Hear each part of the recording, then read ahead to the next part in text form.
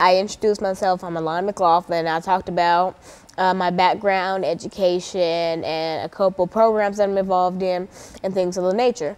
And then I talked about what made me really want to talk about this, and I said, because I went to a camp called the Summer Program for Verbally and Mathematically Precocious Youth, and I took a class on Nazi Germany, and we watched Schindler's List, which is a really famous movie. A lot of people have seen it, you know, you've probably seen it. And after watching the movie, we went to the Holocaust Museum in Washington, D.C., and I learned more about Schindler, and when I got home, I started to read about him and read about all the great things that he did, and I realized, you know, a lot of this information a lot of people don't know, and so I decided to make that the topic of the show today. Now, Oskar Schindler was a Nazi. That's a lot of people, you know, debate on it. Some people say, no, he wasn't a Nazi. Some people say, yes, he was bad. He was a Nazi, but he wasn't your stereotypical Nazi. Now, me saying stereotypical Nazi meaning, you know, just attached to Hitler by the hip, you know, praise Hitler, hate the Jews, hate the Slavs and Gypsies, etc. He was not the stereotypical Nazi. What he did was he had labor camps. And that's another thing that a lot of people debate on. Some people say that he didn't, and some people say that he did. He did. What he would do is he would go to different camps, or like smaller camps, not, you know, Auschwitz and stuff like that. He would go to smaller camps.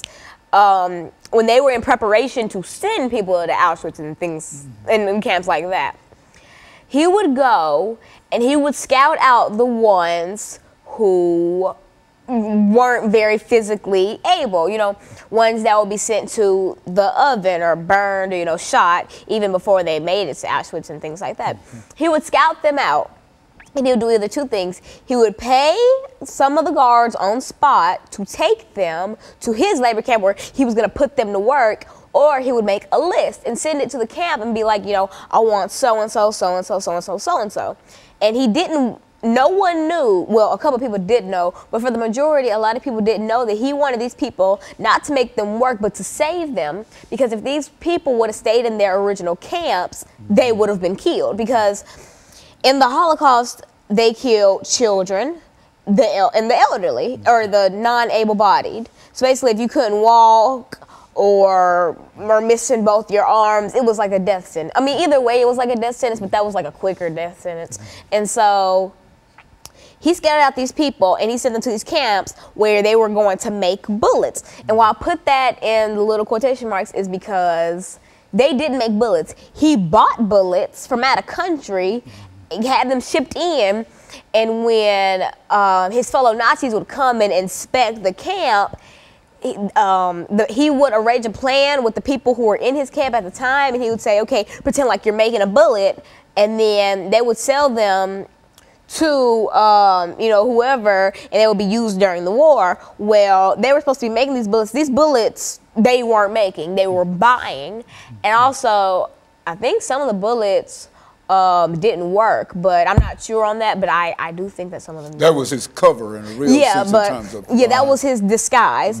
And the reason he was a part of the Nazi Party was he wanted to also use that as a part of his disguise, because, you know, who would think that a Nazi was trying to help the Jewish people?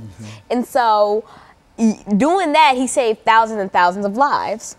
And basically, when the war was over and done, they were killing off people who had concentration camps for, or they were charging them for, you know, crimes against humanity, and, you know, Stalin, all those people, and etc. They were killing off those people, or they were charging them with crimes against humanity, and most were killed, you know, hung, shot, etc.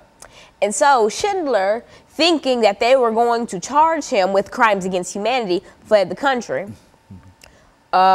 He fled, and he lived a very, very closed life. Well, at first, when the war was over, he had no money. That was a big part. So, his wife divorced him. I think it was after the war, and so it was basically on his own. At first, he would stay in houses in New York with relatives, and the people he saved would send, fruit baskets and etc. And that's what he lived off of for a time, up until the fruit baskets and all that, became very scarce. And so when he stopped, living off of gifts and fruit baskets, he still lived with relatives. He had a very small life, and he came to New York and, lived with the relatives up until his death. And now when Schindler died, something very, very beautiful happened when he died.